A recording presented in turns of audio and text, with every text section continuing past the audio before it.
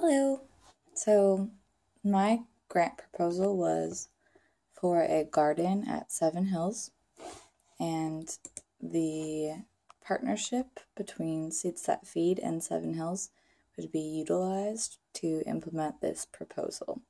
So, Seeds That Feed is a nonprofit that's focused on food recovery. There was 76,338 pounds of produce and 21,169 individuals served in 2016 alone.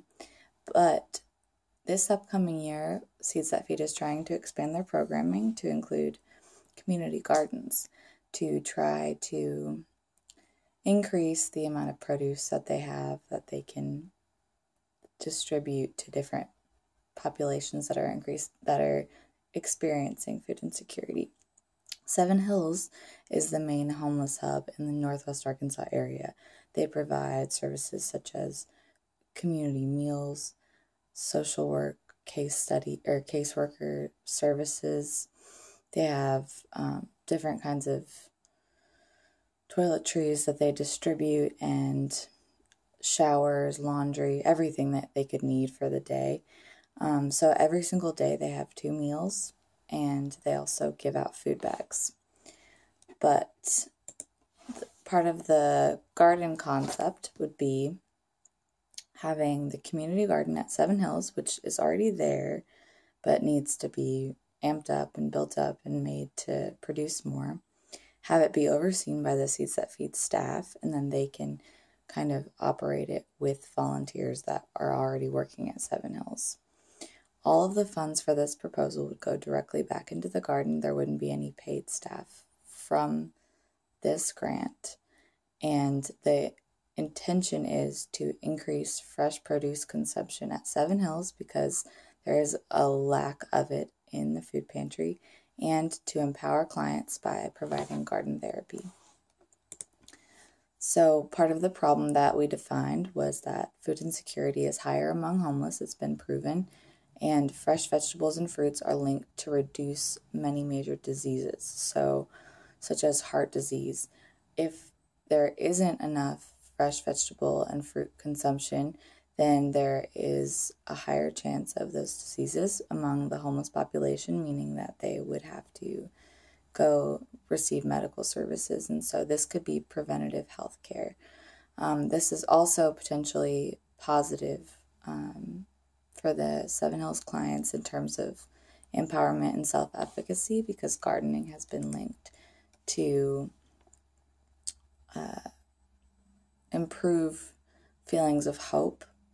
And so the goal and objective of this garden is to build up the garden to produce more food this year, have more vegetables and salads for the snack, and then also more food to give away in food bags, to have a weekly gardening therapy group as possible if there's, during the season. So if there is weeding to be done, there will be that weekly gardening group, which will be led by volunteers and Seeds That Feed staff. And hopefully with that, Seeds That Feed can work to get more awareness about homelessness and food insecurity in the community with keeping things public and broadcasting it into the community. So some of the benefits, as I've previously outlined, were that horticultural therapy has been linked to improve psychological well-being for clients and for anyone. And it also can improve the diet of the homeless population that visits Seven Hills every day.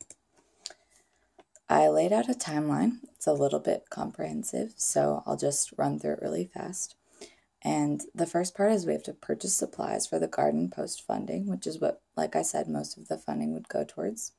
That would be done by the Seeds That Feed team in about January of next year.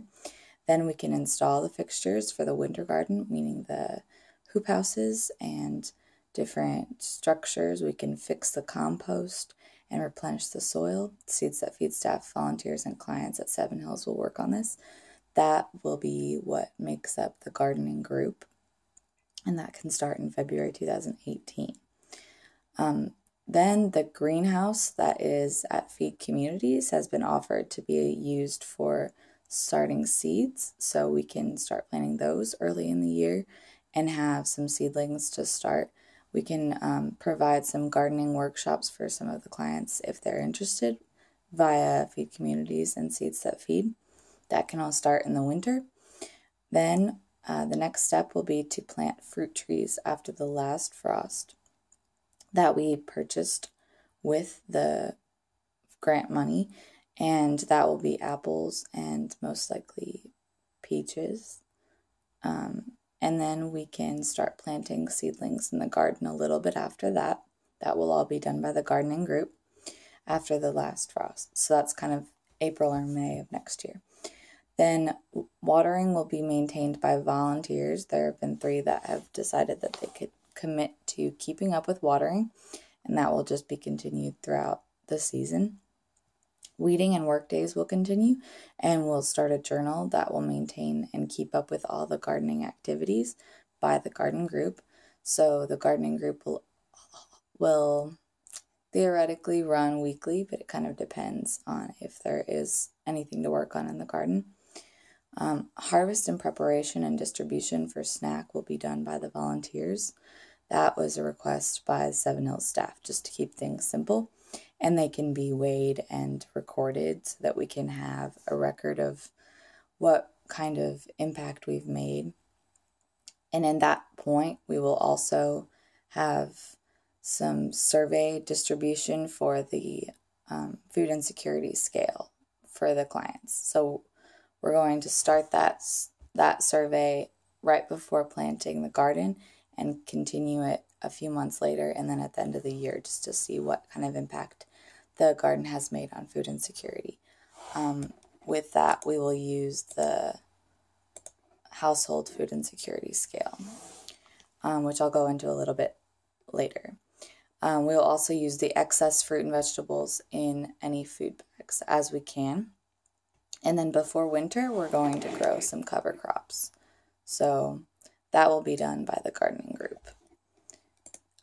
Then I put in a little bit for the budget, which I have the revenue on the first slide, which is how we're going to justify providing this program. So we will use the labor from Seeds That Feed, which is provided through the Walmart Foundation. We'll get donations from the farmers market and City of Fayetteville for plants and seeds. The volunteers in Seven Hills and the clients will provide labor, weekly labor, or as needed, and private donors will provide money from fundraising as it comes. And the expenses I laid out as the 6 fruit trees, soil, Jiffy starter kit, tomato cages, compost, fertilizer, organic seeds, and grow tunnel covers for a total of $704 with tax. The evaluation will be done with 3 kinds of data: the garden work log in a journal, which will keep up with what we've grown and how much we've worked; the client food insecurity scale, which I've outlined as using the household food insecurity scale, which we found has been proven to be effective. It's the HFIAS, and we've done some research on that. And then the pounds of food harvested, which will be kept up with by the volunteers and Seeds That Feed. So those 3 kinds of data will be collected to have a final statement at the end of the year on how effective this garden has been at improving the health outcomes of clients, as well as improving the self-efficacy of clients by trying to use the food insecurity scale to gauge that. But we will also provide surveys that are interviewing the clients about how they feel about the garden. That is a little bit more flexible and a little bit more qualitative than the household food insecurity scale. So hopefully, if we get this funding, we will be able to significantly improve our gardening services, and it's just for a few $100s one time, and then after that it will be self-sustaining because there really isn't much money that needs to go into it after that. Thank you.